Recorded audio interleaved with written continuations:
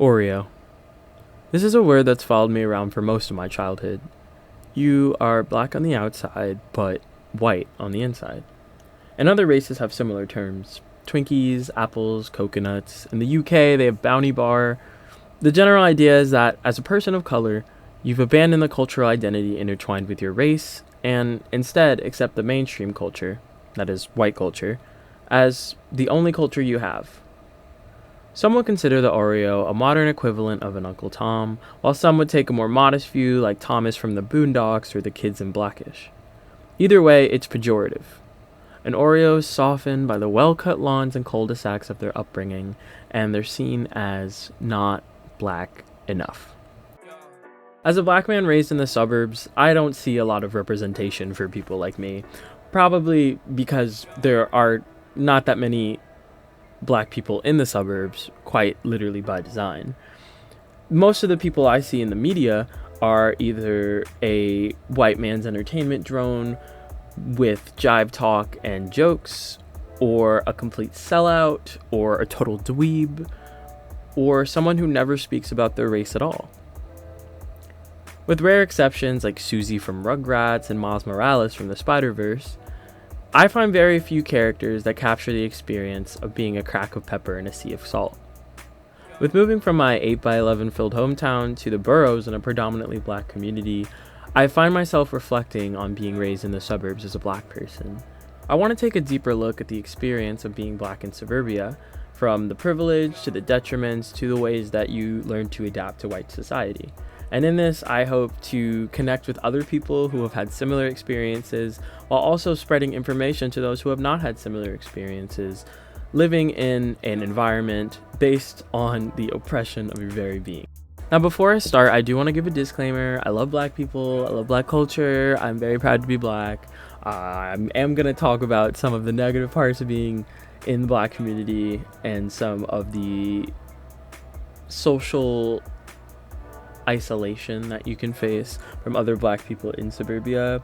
And I also want to say I have a lot of white friends. I have a lot of people who I've met in my little white pasty hospital room suburbs that are really good friends that I'll have for the rest of my life, but I'm also going to be calling y'all out too. I also want to recognize my privilege. I was born in a place where I could go for a walk outside at 3 a.m. without facing man-made horrors beyond my comprehension. I've never had a friend die from violence from another person, and that's something that I will forever be grateful for. And I'm not from the hood. I'm not going to act hard. I'm not going to front. I'm not going to act like I'm from somewhere I'm not. I know people who are from the hood, but that doesn't mean I'm from it, and I will never rep that in my life. I'm talking about PWEs, predominantly white environments. That's kind of a word I made up, but I am specifically talking about the suburbs in the Northeast because that's where I'm from. I'm talking a lot about Long Island because that's where I'm from.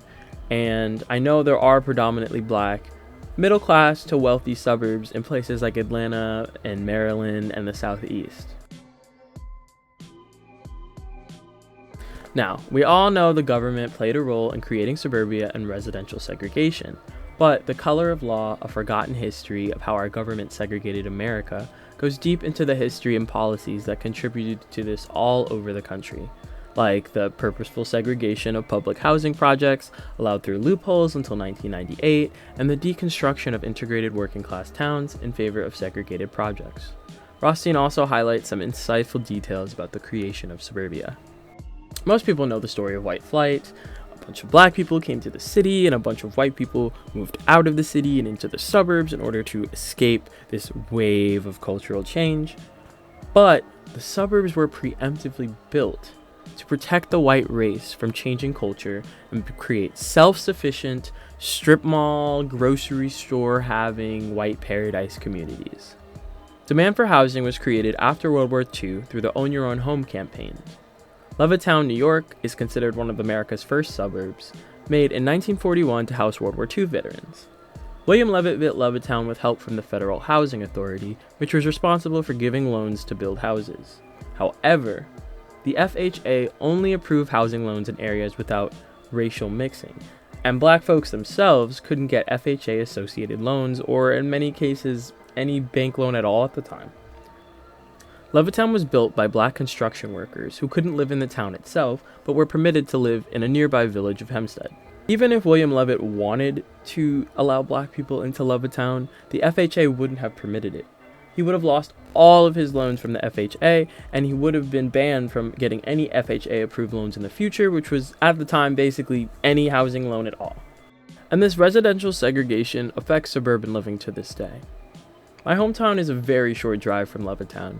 My elementary, middle, and high school were all built by Mr. Levitt himself, and in 2020, Levittown was 2% black and about 98% white. That's almost 80 years after the building of Levittown, and we're still having the same ratio, as though we're in Birmingham in the 50s. Hempstead, that village where black people were allowed to live, as of 2020 is about 5% white and 98% black and brown. And don't get me started on Robert Moses and his building of the highways on Long Island to keep buses from coming so people of color couldn't come. And, I don't get me started on that. The town that all these villages I've mentioned are in, by the way, is about half non-white and half white. So even though we have an almost completely heterogeneous community, we're still seeing these residential segregation patterns of the 50s. A lot of black suburbs have middle-class black people who have accomplished the nearly impossible task of social mobility in America. These towns, like Uniondale, where I lived for part of my childhood, and Baldwin, have good and not so good parts as any town does. But these towns are villainized by the other predominantly white parts, as though the white people themselves didn't concentrate all the black and brown people like a brick of abuelita. One of my best friends, a member of the palm-colored posse, was told by his mother to never step foot in Uniondale. Shootings in Hempstead result in comments like, "Oh, just another day," or "What did you expect?" Black communities are treated with insensitivity and disdain. In the suburban lens, the crime rates of lower-class towns, the lack of diversity in more affluent towns, and the very foundation of suburbia state that any black neighborhood is a dangerous and unsightly neighborhood. In the suburbs, your options are live in a predominantly white space and be safer, or live in a predominantly black space and be villainized. I would describe living in the suburbs kind of like the garden party scene in Get Out. There's this eeriness about it, this creepiness about being the only person in the room who is very different from everyone else and very obviously different in a way you can't hide. The only cultural safe spaces in the suburbs are the homes and communities and churches of black folks, allowing a suburban black child to engage in the black community. But what about the other 90% of the time? What about school? Connected for free with Education Connection. In the suburbs, schools are based on where you live. Zoning in the suburbs is strictly based on your address, and you can't go to a different or better school unless you want to pay for a private school or move out. With housing prices the way they are, you can imagine how difficult it can be to have a quality education. To go to a good school, you have to move to an affluent neighborhood, and you can imagine what most affluent neighborhoods look like. Even in school districts and suburbs with a large black and brown neighborhood, the school boards, at least on Long Island, are almost all white. They can't and don't want to understand what can be done in education to improve what black and brown folks already live there, and speak among themselves in their white bubble about issues that aren't relevant to their student body. But that's just speaking about academics. The other role of school, socialization, is a whole other can of worms. Microaggressions, underestimation, and invisibility are the top struggles faced by black students at a PWI. The earliest microaggressions you face in suburbia are positive and negative reinforcement. And through these, you learn lesson number 1. Your blackness is unacceptable behavior. The culture associated with blackness is in direct opposition to the behavior society approves of. White teachers and faculties do not understand the way African American students move, act, speak, and perceive the world. And in the suburbs, there's no pressure for them to learn. Speaking African American vernacular English in a suburban school is basically asking to be mocked. Changing your hair, a common part of black culture, is reacted to dramatically with all sorts of comments and actions accompanying these activities. Your difference, that is, being black, is a point of contention. It's either brushed over where they try to avoid saying the word black as much as possible and react awkwardly when you mention things about black culture, or it's emphasized with people dying to show you their favorite rapper or tell you about a place that they went that's predominantly black. You're either a pleasant oddity with people pining to touch your hair, or you're a mutation whose blackness is treated as weird or odd and completely ignored or endlessly pestered. Everyone in the suburbs will know what I'm talking about when I talk about learning about slavery in class. Your lesson quality might be different depending on what kind of class you're in, but guaranteed people are going to be staring at you or apologizing to you or just making some kind of comment about it and the fact that your people experienced it. Like death by 1,000 paper cuts, the constant need to explain yourself, assert yourself, change yourself can wear a black child down. They begin to think of themselves as inadequate or badly behaved or wish they were white like other kids. And once people start dating each other, you realize you're not the standard of beauty and you start to think that you're not attractive. I thought I was butt ugly until I met other black people in college, and now I realize I'm just medium ugly. These microaggressions are more social, but there are institutional aspects to this too, like underestimation. I will never forget my high school counselor looking me in the eye and explaining to me that he thought AP Bio would be too hard for me, and that it was the hardest science course in the school. I'd been fighting with him for about 3 years to try to get into an advanced science class, because with my school, your grades were based off of what you scored in English and history and what you scored in math and science. So if you were really good at math and science, you'd be put into advanced math and science, but if you were really good at English and history, you'd be put into advanced English and history. You know, everyone learns at a different pace, but my pace for science specifically was a little more advanced and I needed more of a challenge. So after 3 years of pestering him, he finally says, okay, I'll let you in this class. I finished that class with a 91 average and I got a 5 out of 5 on the AP exam. So Mr. DeLiso, if you're watching this, I just want you to know you need to stop underestimating your black students. If someone says that they're ready for a class, let them try it out. And don't ask your black students about their relationships with their fathers, assuming that they're negative, because me and my dad are tight. Also, the hardest science course in my class was AP Physics. You're a liar. A common thread in white, more affluent suburbs that accept black students is the hoarding of resources by white residents, changing the quality of education received by black students, even in the presence of a great education system. In a white environment, black kids are denied the roles of leads in musical performances like theater and marching band, and are consistently under-enrolled and gifted in advanced placement programs, despite having the same aptitude and intelligence of their white counterparts. It was weird because I was like a standout musician. Like I was pretty freaking good in high school, and like I never got featured for anything in marching band. Like people would they were picking like junior, like when I was a senior, they were featuring juniors over me and like other things, and I was like, okay, that's fucking bullshit. They would pick people out over me, and like their reasoning for why they would always pick people over me was always so inconsistent with everything they would say to everyone else. So I always kind of thought, like, in my head I'm like, do they just not want like a black kid to be the face of their marching band? Like that's kind of like, as insane as that sounds, I kind of like, I don't know, it makes more sense now that I'm older. There were 3 of us in total in the whole band, and there were like over 100 kids in the band. I was getting like really good grades, nothing less than like a 95. And then when I came here, they originally put me like an extra help for math and English. And I would constantly, like, at least once a week, would have to go and speak to the counselor, because I'm like, I don't belong in these classes. You see my grades, you have my transcript. I don't need any of this. And it took me a while to, like, convince them to take me out of those classes, as well as try to get into harder classes, because all the classes they had me in, to a point where I was like, you know what, I'm tired of having to talk to them. I didn't, like, really want to trouble my parents with it, and I know they have, like, they can speak English, but, like, it would be hard for them to, like, try to talk with the counselor and stuff, and I don't want to like burden them or anything. So like I myself just stopped trying. So you got through the residential segregation and the financial barriers, which is a mountain in itself, but you now have to fight for equal access to educational opportunities. In addition, AP courses are often in different wings or floors of the school compared to regular classes, which can isolate students of color from their peers through physical barriers. shutting out black folks from taking advanced classes while lamenting on the lack of black students excelling academically is some hellish hypocrisy. Black children are expected to underperform, and this underestimation can lead to guidance counselors and other school staff hesitating to put black children in advanced classes.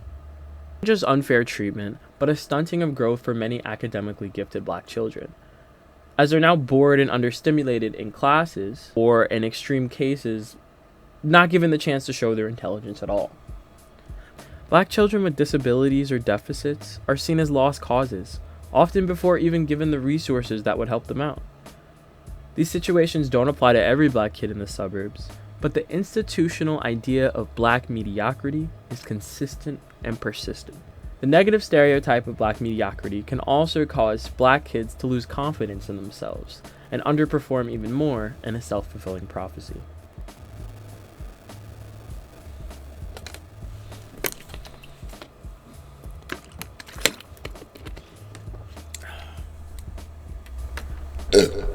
The unfortunate reality is, you're expected to learn about the dominant culture, white culture, as a person of color, while those in the dominant culture are of no expectation to learn about you. And this is emphasized in a culturally isolated environment. But immersed early enough with this praising of white behaviors and treatment as an other, you assimilate. And it becomes difficult to connect with black students or black peers in general down the line. I knew not to code switch in education, and this carried over to the way I casually speak. In black environments, I was called an Oreo by my peers. But when you're raised to find shame in your blackness, and praised for a lack thereof, you absorb whiteness like a sponge. You're literally surrounded by white people and white friends. What the fuck are you supposed to act like? A caricature? To cast a baby boy? I code switched when I got home, but this isn't the case for everyone. Even in the home, some black parents may train their children to speak and present in a white way to avoid discrimination or appear professional in a self-hating vortex. Depending on when you move to the suburbs and how far removed you are from black culture, especially in your interests, you could be considered too white or weird by what little black students exist, leading to an even more isolation. Madison Brown, who's an amazing creator by the way, talks a little bit about this in one of her videos about growing up in the suburbs. Because I felt like Earl Sweatshirt says, I'm too black for the white kids, too white for the blacks. And it just makes you feel so isolated and alone because you feel like you don't know who you are. And when you're a young kid, that's a very hard thing to grapple with. The thing about acting a certain race is that it's not really about acting like a certain race. It's just about acting like who you're surrounded by. I had a really hard time making friends with other black students when I was a child. For one, I had some very niche, weird interests. For two, I mean, look at me, I dress like a guy from Colorado. And for three, I was worried that they would see me as not black enough and they would not want to associate with me. I had an emo phase. Like, I had box braids and like a side bang. Like, I loved emo music and I still kind of do. But that didn't fly with black folks who moved in from other spaces. I think that these kids were just holding on to their black identity as much as possible, given that they're surrounded by this white environment. And I also think some of them might have been jealous of the way that I was able to assimilate into white culture, or at least the way I appeared to, because I'm gonna be real with you, I'm weird. I was weird then, I'm weird now, I'm gonna stay weird. Once high school hit though, I kind of just said like, fuck it, and I decided to start talking to black people. And after a little bit of getting to know me, I think most black people realize that I'm cool, just like them. And I'm just a person trying to make friends, trying to make connections. From my personal experience, there are a few common social roles that black kids adapt to living in a white environment. And for the past 16 years, I've been in a predominantly white elementary school, middle school, high school, college, and med school. So I do have some experience, but I'm not going to sit here and say I'm a complete expert on the subject. This portion of the video is a little bit more subjective, so I'd love to hear what you guys have to say about it, if any of these resonate with you. And I also went out and I talked to some people that I know that were black and raised in the suburbs to try to get their opinions on the personas. The common paths black students take are the troublemaker, the athlete, the achiever, the invisible, the comic relief, and of course, the ultimate Oreo. These can and often do overlap, as everyone is different, but these are the main roles that I saw. The troublemaker is, first off, what the institution sees you at. The increased rate of discipline for black students, especially black boys, in schools has been studied many times. And there were plenty of times I made trouble in class and the reaction was procedural and expected. In suburbia, as a black student, you are expected to cause a disturbance. A lot of black kids face some sort of trouble at home, no matter where they're from generational trauma to abuse to discrimination. The troublemaker internalizes the assassination of character that comes with being black in a white institution, mixed with these traumas, and decides that if nobody cares about them, they don't care about nobody. The troublemaker pokes fun at the system, skipping class or causing disturbances, feeling like education is adjacent to whiteness and they must reject that education to maintain their black identity. The issue with being a troublemaker is the fact that, one, as a black student, almost anything you can do will be interpreted as trouble, and two, the need to create this negative attention comes from a deeper place of feeling ignored and rejected by the social norms of white suburbia, and sometimes one's own home and family. I was definitely the troublemaker. I still am seen as such by my family. From daycare until high school, I always had some sort of problem with my parents that had to be involved with school administration to solve. I was never a violent child. I was just the one that was constantly suggested to be ADHD tested. I believe I just experienced so much dysfunction that it came out in action. The athlete is what we often see in the media as the outcome of a black person in white suburbia. With their athletic abilities, these folks are able to find an outlet for their passions, connect with others, and gain a positive self-image. White people love a good black athlete. Love a good black athlete. And these folks are often treated as a special, rare item that the school has obtained. Most of the black students I knew ended up on the team for track and field, or football, or basketball, and stayed there for most of their grade school career. In the modern day, black athleticism is expected, enjoyed, and exploited, making it a space where black folks are encouraged to be instead of, wood shop or theater. The athletes I've met have ranged in their personal identity, but the most stereotypical athlete thinks they're all that, not realizing that the idolization and admiration is just because they can throw a ball really well. And when a white person doesn't know who they are, they just see their skin color. Honestly, yeah, because I think, since it's smaller and there's more of that, popular kid stigma, so I guess it gave me an inflated ego because I was, so-called popular, Oh yeah, you were the athlete or whatever. Yeah. Yeah, so, growing out of that, as I got older was probably, it was more challenging than I thought, it was a big wake-up call. You're hot shit in the sense that, you're, a good person, and you obviously, should have confidence, but you're not, as hot shit as you thought you were. Yeah, I'm not a fucking celebrity, you know what I'm saying? The black athlete to white girlfriend pipeline is a common path too, but whole other video for that. Whole other subject. The achiever attempts to single-handedly dismantle the negative stereotypes of black folk through their accomplishments, whether academic, creative, or athletic. Often the children of immigrant parents, these folks have a pressure to perform baked into them, and put in serious work to become black excellence, taking advantage of the educational opportunities that suburbia presents. To achieve academic excellence in suburbia is to isolate yourself even more, with black advanced class enrollment significantly low in suburban communities, as we talked about before. Black students are not expected to excel or achieve, and they aren't presented with the opportunities to do so unless they put in twice the work as their white peers. With this persona comes a great pressure against the rest of the school, against your peers, and sometimes against yourself. To be young, gifted, and black is to fight the forces against you head on, with full knowledge that these institutions want you to fail and move back to the city. This pressure can be overwhelming, and the lack of diversity forces you to find whatever allyship you can. To be an academic achiever is, in many eyes, to be an Oreo.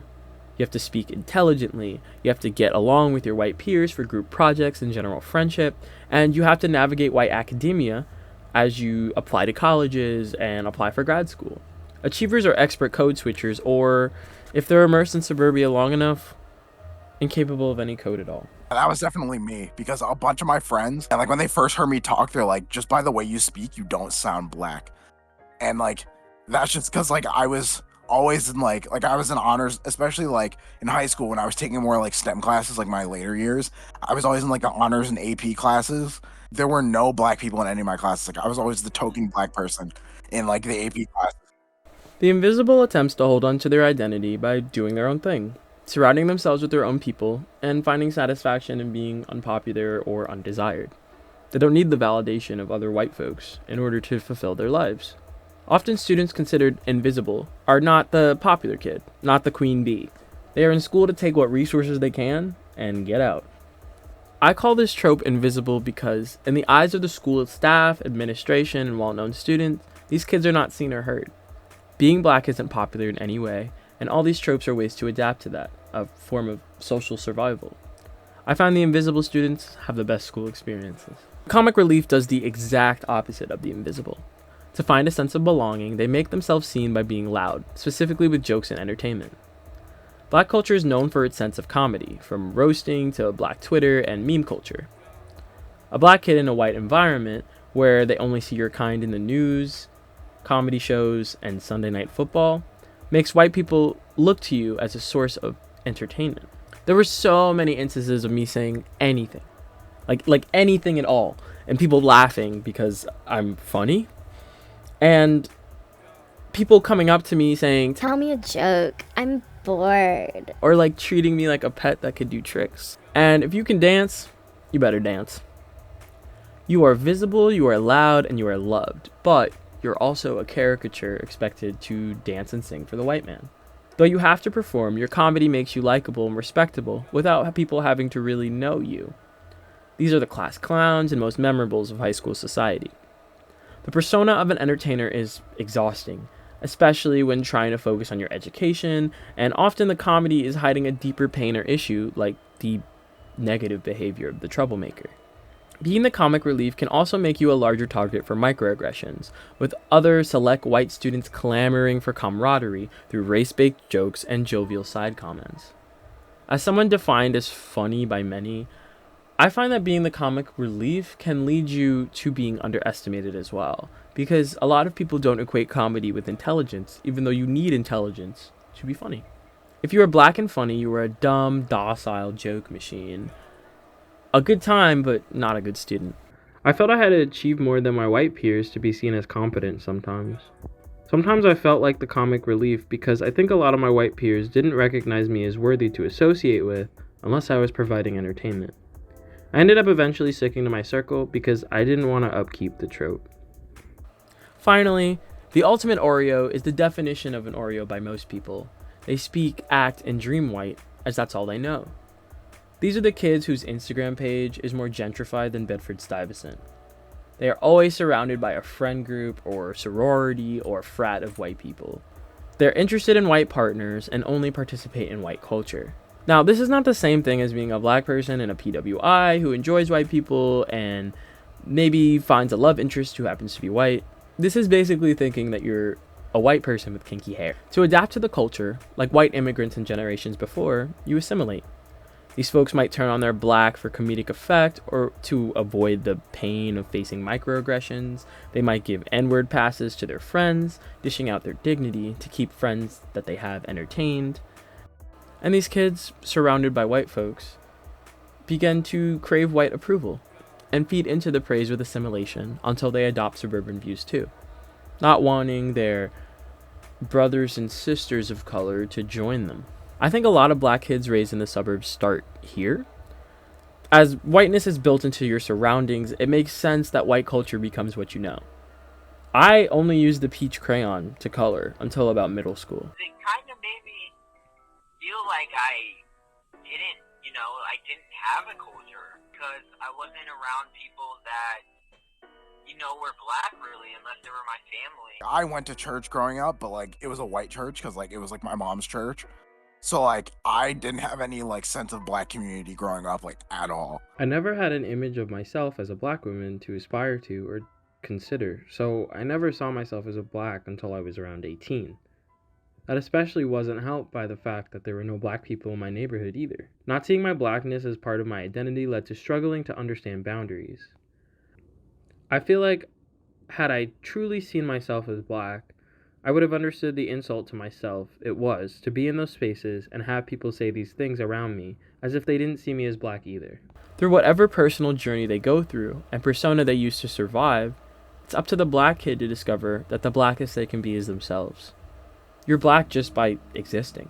Though I use the term Oreo here for ease of understanding, I do want to point out that for other black folks to call you an Oreo is to imply that black people must act a certain way to be truly black, which is hypocritical in itself, because I'm pretty sure that's the very thing that we've been trying to fight since, we got here. Yes, there are essential elements of black culture that we hope we can all share, but there are black people that like beer and go to wineries, there are black people that snowboard and ski, and there are black people that are punks and enjoy punk shows and enjoy rock music.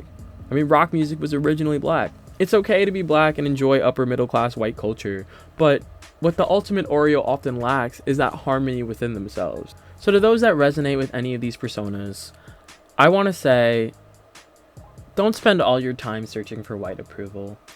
You will find people that love you for who you are, no matter what color they are. And if you have the chance, I would suggest going to an HBCU or at least a college that's more diverse so that you can find other black people who share your interests. Because you will. They exist. They're there. Find people who look like you and find people that make you feel whole. The world wants you to hate yourself, so prove them wrong. Community is the only thing that helped me grow into my black identity and shed the internalized racism that I learned growing up in the suburbs. I found black folks that shared my interests, and I realized I'm black just by moving through the world. The blackest thing I can do is continue living. Now, I do want to state that there are good times to the suburbs too. There are a lot of community events, there are a lot of holiday celebrations that they organize that are very nice, and the educational opportunities are pretty amazing. Through public school alone, I could have gone into woodshop, I could have gone into theater, I could have gone into music, I could have gone into vocational training and gone to a different facility for things like auto shop and culinary and beautician work. But it's trash. It's dookie. It's dumpster water. After puberty, you want to know what we do for fun? We go to Target. We smoke in a parking lot. We drink by a body of water. We visit a dying mall.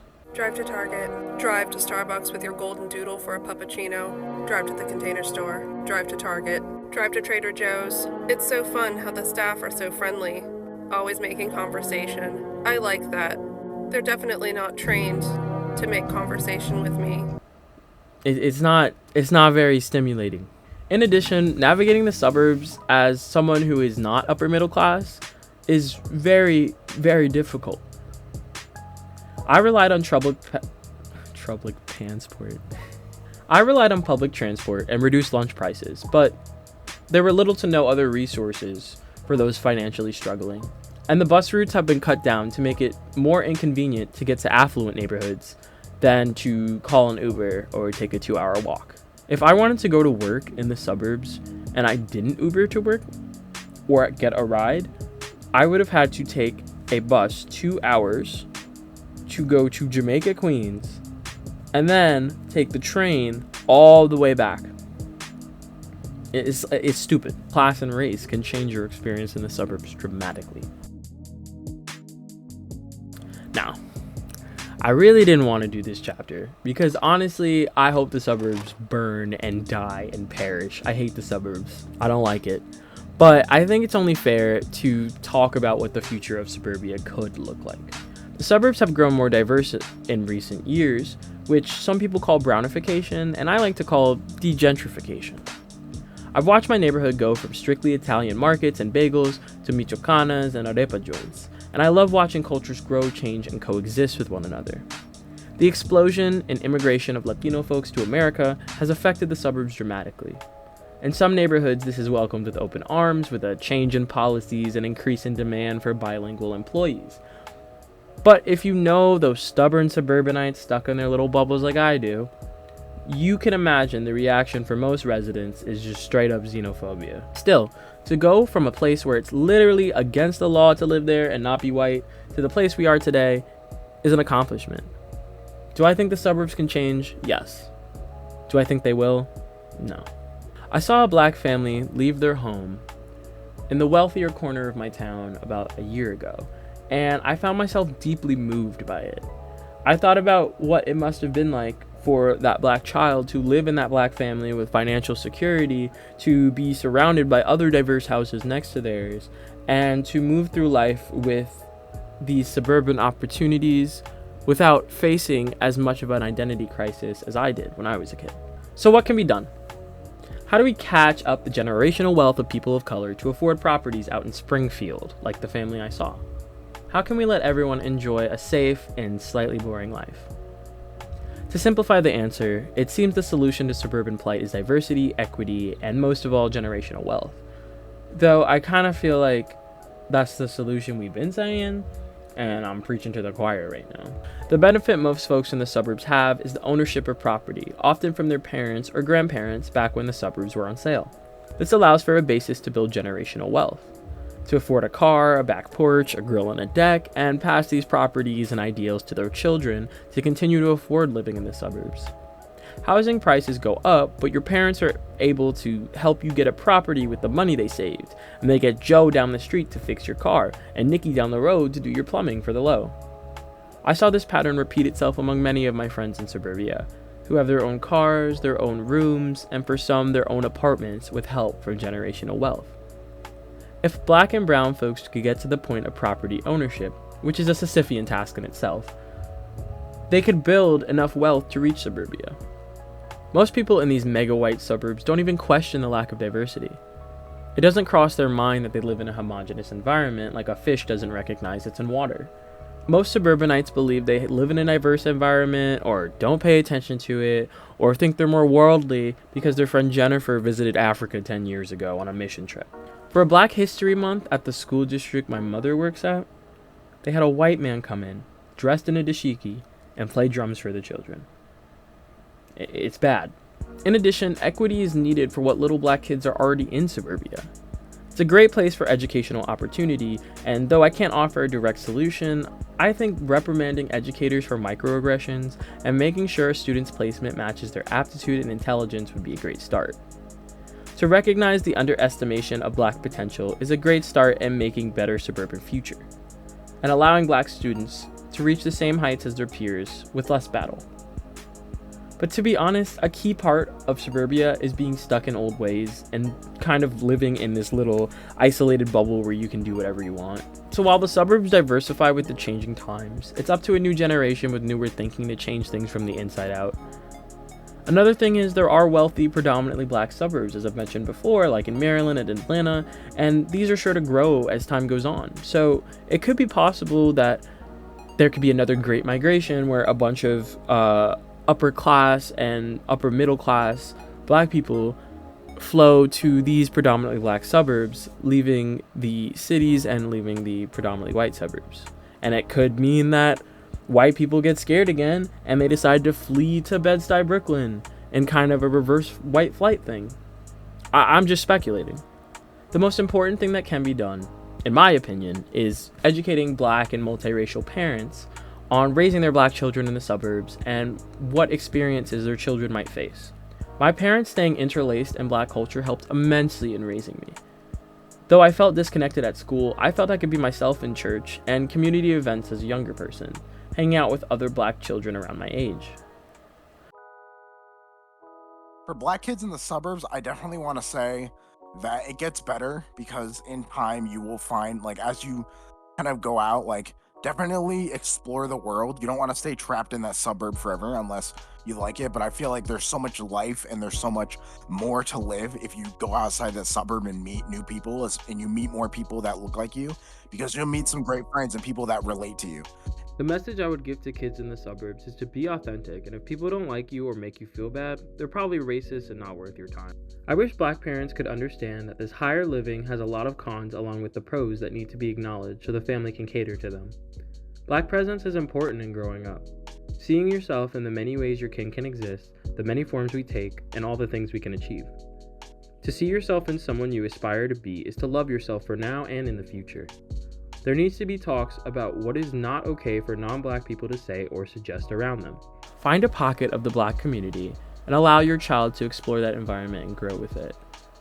Remind your children every day that they are beautiful, not just in a superficial way, but speak about their hair, speak about their eyes, speak about their skin. Make sure that they understand that every single thing about them is beautiful and that they have a positive self-image, so that when everyone else tries to rack that self-image in school, they understand within themselves that they're still beautiful. The blackest you can be is yourself.